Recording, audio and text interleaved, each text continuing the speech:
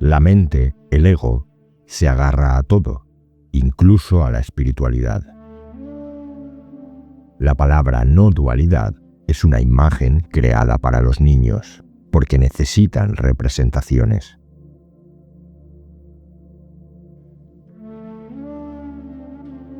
Eric Barrett viene de la tradición del shaivismo de Cachemira y del enfoque no dual.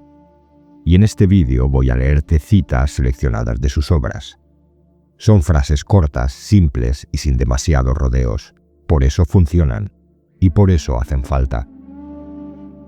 Barrett está muy influido por Jan Klein y lo que dice va en dirección contraria a lo que solemos hacer. Usar la espiritualidad para arreglarnos, para subir de nivel o para sentirnos mejores. Según él, no hay nada que aprender y tampoco hay nada que enseñar. Pero entonces, ¿qué hay? ¿Qué nos queda? Pues escuchar de verdad, sin ir buscando que nos toque la lotería espiritual. Ahora alguien dirá, ¿y qué se consigue con esta escucha libre? ¿Cómo se hace? Y ahí ya estaríamos cayendo en lo mismo, en las mismas preguntas que nos hacemos en círculo. ¿Qué se consigue? ¿Para qué sirve? ¿Cómo se practica? ¿Os dais cuenta? Acabamos siempre en lo mismo. Nos cuesta entender o vivenciar que el secreto que esconde la sencillez de la escucha y la observación es que no tiene finalidad, que es espontánea cuando no estás pensando. Eso que se siente y se percibe ahora, instantáneamente, sin más, antes de que la mente se escape hacia lo elevado de las filosofías y la espiritualidad y sus ideas, teorías y explicaciones. Y ya sabemos que el ego, o esta mente maravillosa, al instante, como un mecanismo robótico, seguirá haciendo lo suyo. Etiquetará todo, agradable o desagradable, bien o mal, correcto o incorrecto. Bien, ya sabemos que esto es inevitable. Así que déjala con su manía. No le des tanta importancia ni te pelees con ello. Solo observa o escucha. Y ahora sí, te dejo ya con Eric Barrett. Comenzamos.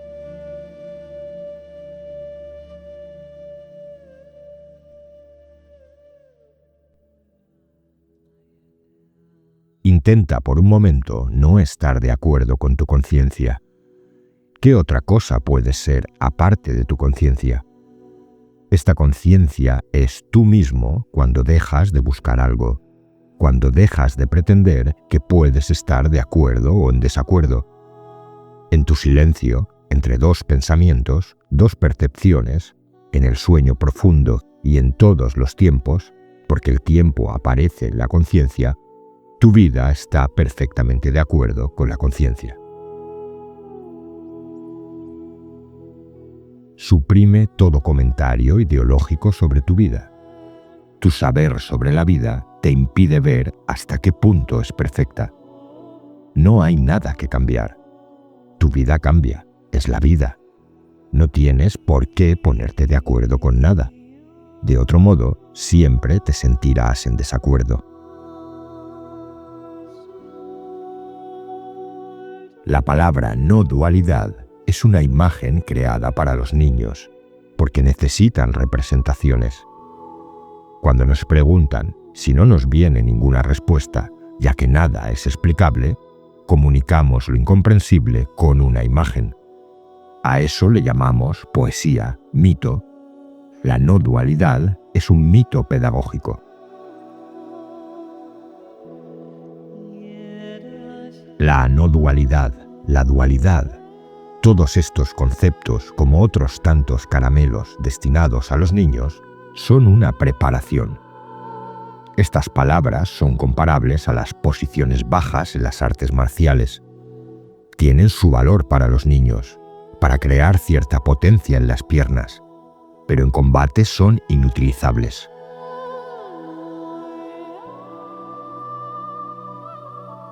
Los textos traducidos del sánscrito que emplean la expresión Advaita, no dualidad, existen por un ritmo, por una corriente de vida. Cuando los lees, experimentas como una caricia que camina en ti, y cuando cierras el libro, queda un perfume, una alegría. Esta alegría está presente porque mentalmente no has construido nada sobre el tema.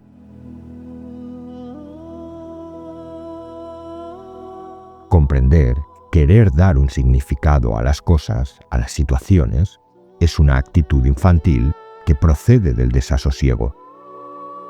Cuando tengo miedo, quiero comprender, pero no podemos explicar ni justificar nada porque nada está separado. Comprender algo es cortarlo del conjunto. Quiero comprender esto, pero esto no existe como tal. Es como querer comprender la cola de un perro ignorando el resto del perro. No se puede comprender la cola de un perro. Es imposible.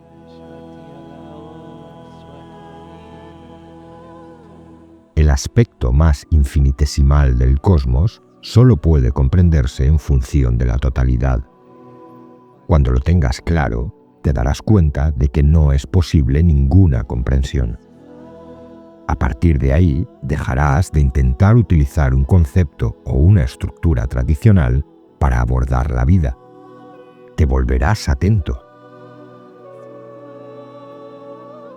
Cuando sufres un terrible dolor de muelas, cuando uno de tus seres queridos está sobre su lecho de muerte, cuando alguien a quien amas te deja o cualquiera que sea tu fantasía afectiva, las imágenes metafísicas no te resultan de ningún auxilio.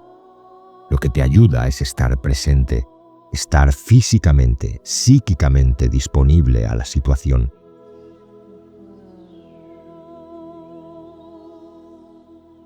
Querer comprender es una forma de incomprensión. Cuando estás en una situación y renuncias a comprender, ¿qué sucede? Dejas que la situación hable, dejas de mezclarte psicológicamente en ella. Cuando te quedas mentalmente en tu interior, constatas que no te molesta nada en la situación. Aceptar te permite ver claramente tu entorno, tu cuerpo, tu psiquismo. Ya no tienes sorpresa, queda el asombro, sin nada que te asombre. Dado que no esperas, los disgustos psicológicos ya no son posibles. No esperas nada, estás disponible a lo que se presente. He aquí la no dualidad en la vida de todos los días. Esta no es conceptual. Meditación es una palabra sin sentido, porque no hay nadie ahí para meditar. Solamente enamórate de tus manifestaciones. La siguiente vez que estés celoso, que tengas miedo, la siguiente vez que te sientas agitado o agitada, siente y ama el sentimiento, porque eso es lo que eres. Mi maestro Jan Klein solía decir que la meditación es como no tomar el tren. No tienes que hacer nada para no tomar el tren. No hay nada que hacer, es no hacer. Entonces la meditación no tiene sentido. Y sobre el mindfulness, soy demasiado educado para comentar. No mezcles la meditación con técnicas mentales que son totalmente egotistas. Estas están diseñadas para producir un ego pacífico, un ego meditador. Meditación es lo que eres cuando dejas de pretender ser algo. No es algo que puedas hacer. Nos alejamos constantemente de la meditación al pensar, al ir al pasado o al futuro, al querer ser esto o aquello. Cuando dejas de pretender, lo que queda es la meditación, sin que nadie medite y nada sobre lo que meditar. Meditación es dejar de hacer y en su lugar dejarte llevar completamente por lo que sea que lo llames, intensidad, quietud, silencio. Las palabras carecen de sentido. Es una no actividad. No tiene nada que ver con todas las técnicas de la liberación que tenemos. Algunas personas están aburridas. Y quizás sea más interesante meditar en vez de jugar al golf o al tenis o a las cartas. ¿Por qué no? Pero todas estas actividades están al mismo nivel. Son una completa fantasía romántica sin absolutamente ningún sentido. Las respeto porque están ahí y algunas personas parecen contentas con eso, pero no tiene ningún sentido desde un punto de vista tradicional. La práctica del yoga en la tradición de Cachemira es una especie de gracia. El yoga no aporta comprensión, pero la comprensión puede llevarte al yoga. El yoga no es una forma de obtener algo, es una expresión de algo. En el Tantra Loka, Abhinavagupta dice que el yoga no conduce a la conciencia de Shiva, es Shiva lo que conduce al yoga. Practicar yoga no traerá nada, pero es una forma de expresar la extraordinaria oportunidad que tenemos de estar vivos. Este reconocimiento de la belleza de la vida se puede expresar a través de la música, la danza, la arquitectura, en cualquier ámbito de la vida, y el yoga es una forma de expresarlo.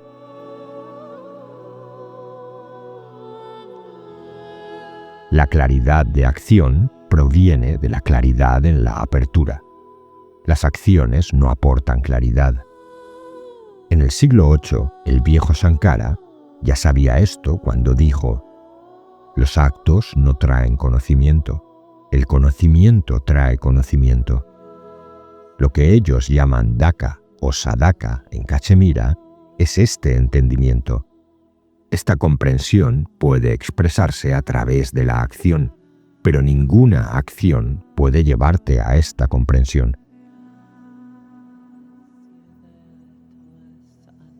El hacer ocurre y luego te apropias de la autoría de la acción, pero no hay ningún hacedor. Las cosas suceden. Cuando respiras, no necesitas pensar que tú eres un respirador. Cuando tu corazón late, no necesitas pensar que tú eres un latidor. Cuando digieres, no necesitas pensar que eres un digestor. Estas cosas suceden por sí mismas. Del mismo modo, el pensamiento sucede por sí mismo. No hay pensador, solo hay pensamiento. Debes entregarte al hecho de que la vida está sucediendo a través de ti, pero no hay necesidad de pretender ser el hacedor. No es que no haya nada que hacer, es solo que las cosas suceden por sí mismas. Para saborear lo que somos, no hay necesidad de tomar ninguna dirección, seguir ninguna estructura, porque lo que queramos seguir pertenecerá al pasado, a la memoria. Lo que estamos buscando es algo desconocido para la memoria, porque lo que somos, lo somos en identidad, no es un objeto de conocimiento.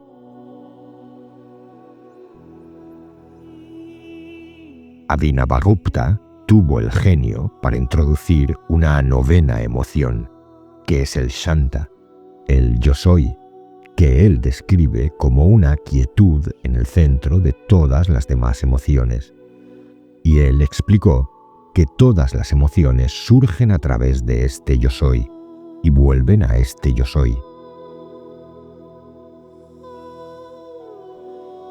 Puedes sentir una emoción, y si dejas que la emoción se resuelva totalmente como una sensación en tu cuerpo, la emoción te devolverá a esta quietud.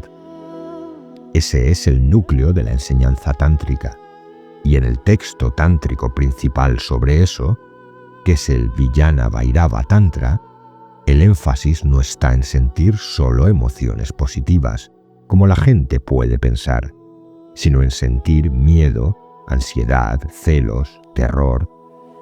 En ese mismo momento, si dejamos que la emoción sea lo que es, una expansión de energía, y si dejamos que esta expansión de energía se resuelva por completo, sin ningún comentario, sí o no, positivo o negativo, sin justificar o criticar, entonces esta energía se reabsorbe en la quietud.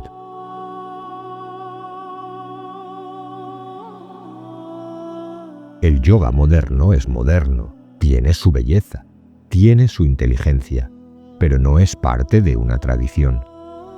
El yoga de Cachemira es muy diferente a eso. No usamos el cuerpo, escuchamos el cuerpo, por lo que no hay esfuerzo, no hay tensión. El cuerpo se usa como una herramienta para abrirse a la escucha, no como una forma de alcanzar algo. El yoga moderno es muy funcional para la mayoría de las personas. La mayoría de las personas están interesadas en mantenerse en forma, no en escuchar la capa más profunda de la vida, por lo que todo tiene su lugar correcto. Tantra básicamente significa libro. Además, tienes muchos tantras en India. Algunos tantras, como el Tanka Tantra, no son tántricos, mientras que otros textos que no se llaman tantra son tántricos. El tantrismo como tal es una invención del siglo XIX. Tiene muy poco significado. Fue popularizado por Rajneesh, y no podemos definir exactamente qué es el tantra. Tantra no tiene sentido como tal. Lo que llamamos tantrismo en Occidente es una invención muy moderna, que tiene muy poco que ver con el tantrismo oriental. La responsabilidad es una forma de orgullo, de pretensión. Ni siquiera eres responsable de tu cuerpo. ¿Cómo puedes serlo del cuerpo de otro? ¿Puedes decidir si tendrás o no un cáncer? ¿Eres responsable de que te atropellen o no? ¿Has decidido vivir? ¿Morir? La responsabilidad es una fantasía. Todo lo que pensamos es justo, en el sentido en que no tenemos elección. Una cucaracha ve el mundo como una cucaracha. Cuando somos infelices, vemos el mundo infeliz. Cuando estamos felices, tranquilos, vemos el mundo feliz, tranquilo. No podemos hacer otra cosa que proyectar nuestro estado afectivo de miseria o de alegría sobre el mundo. Es preciso darse cuenta. No puedo deshacerme de mis prejuicios.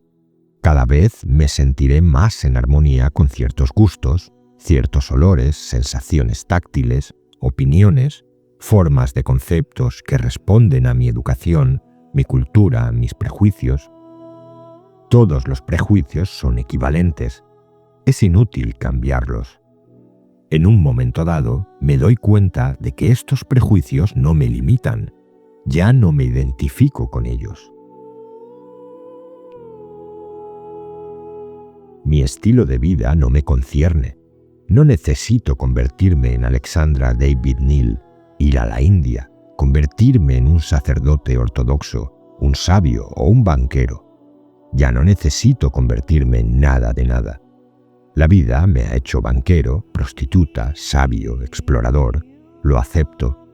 Ninguna actividad, ninguna expresión es superior a otra. Es muy importante darse cuenta de esto. No tengo que cambiar mi vida. Estoy casado. ¿Es lo que me conviene? Estoy solo. Igual. Cuando mi cuerpo está en plena salud, cuando está enfermo, es lo que necesito. He aquí el primer respeto. Nada es mejor. Hago frente a lo que está ahí. Si hay guerra, guerreamos. Si hay paz, vivimos la paz. No hay por qué tener la más mínima opinión sobre el mundo.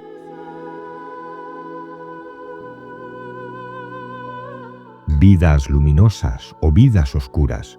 Comienzo a comprender que profundamente todas las vidas son iguales. Quienes las viven no tienen la menor libertad de hacer o no hacer, de realizar o de no realizar lo que parece que les pasa. Mi vida, mi cuerpo, mi psiquismo son lo que son. Soy rico, pobre. No me concierne.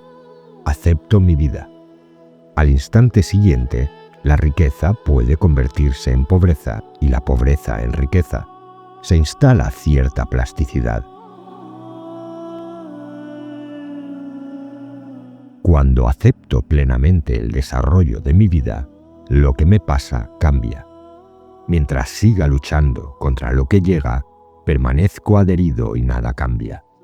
Cuando ya no intento modificar mi vida, se produce cierta clarificación, relajación. Comienzo a poderme mirar. No tengo la pretensión de ser diferente. Esta presencia en la emoción constituye el cambio. Es la magia. Está más allá de todos los sidis posibles. Cuando integro todo esto, la vida se vuelve fácil. Ya no tengo proyecto personal, y esta ausencia de proyección me permite sentir las corrientes de la existencia, los movimientos. En lugar de buscar lo que está bien para mí, lo que tengo que hacer con mi vida, de plantearme la pregunta ¿qué será mejor mañana?, vuelvo a la hora, miro lo que emerge en mi corazón en el instante. No escucho lo que es mejor para mí. He entendido de una vez por todas que lo que es mejor para mí es lo que sucede, lo que es inevitable. Escucho. En esta escucha descubro si valgo para la danza, la música, el combate cuerpo a cuerpo, el budismo, el hinduismo, para profundizar en el camino vedántico o para leer los Upanishads. Me convierto en una caja de resonancia de lo inevitable. Y finalmente, me convierto en un buen marido, un buen asceta, un buen cristiano o un buen nada de nada. Cuando estoy a la escucha, ya no pido nada a la sociedad. Al contrario, según mis competencias, hago lo que puedo por el entorno. Cumplo mi papel con mis modestos medios, a cada cual según sus capacidades. No soy ni más ni menos, soy exactamente como soy. La palabra maestro es una imagen, es una puerta. Es preciso no tomarse las imágenes al pie de la letra. Es como las palabras silencio, espacio, Dios, son imágenes. Estar abierto a lo que hay detrás. ¿Estoy preparado para abandonar todas mis referencias? ¿Estoy preparado para no apropiarme más de nada, ni de mi pasado, ni de mi futuro, ni de mis emociones? ¿Estoy preparado para contemplar sin espera? Todo está disponible en el instante. No hay necesidad de sadhana, de búsqueda espiritual. No hay necesidad de nada.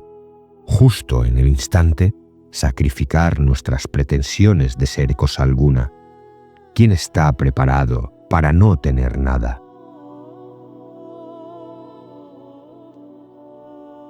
Si este vídeo te ha aportado algo, puedes apoyar el canal uniéndote como miembro por el precio de un café al mes y compartiendo el vídeo con quien creas que le pueda servir. Gracias por estar ahí y por formar parte de la comunidad de Saber y Sentido.